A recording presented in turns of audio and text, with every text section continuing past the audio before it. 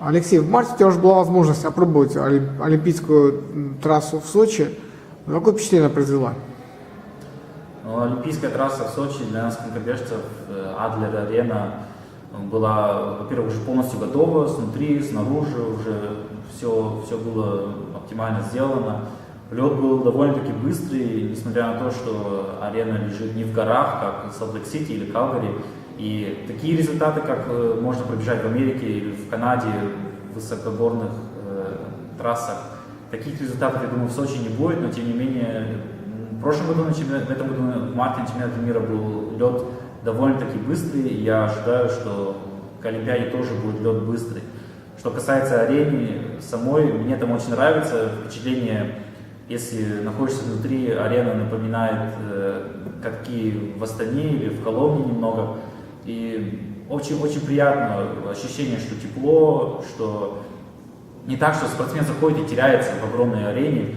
Очень приятно, есть большой зал для разминки, стоят велосипеды, всякие тренажеры, все, что спортсменам надо. Вообще-то все было оптимально. Единственное, что не хватало трассы побегать, что на разминку, именно вот как бы немножко разминаться, разминку, делать.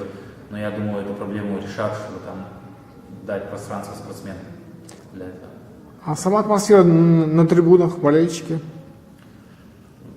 Были болельщики на чемпионате мира, но я как бы знаю, у меня у друга, у Дмитрия Бабенко из Казахстана приезжали родители, им не совсем легко было достать билеты, надо было долго заранее как бы оформлять всякие вещи, чтобы можно было купить билеты. Я надеюсь, несмотря на то, что, конечно, надо соблюдать пункты безопасности, что все-таки будет возможно болельщикам из всего мира к Олимпиаде достаточно много купить билетов. Особенно, конечно, голландские болельщики любят приезжать на Олимпиаду и посмотреть на конькобежцев. Я надеюсь, что трибуны будут полные. На чемпионате мира в марте нельзя было сказать, что были трибуны полные. Были зрители, были фанаты, было приятно, но я надеюсь, на Олимпиаде будет больше зрителей.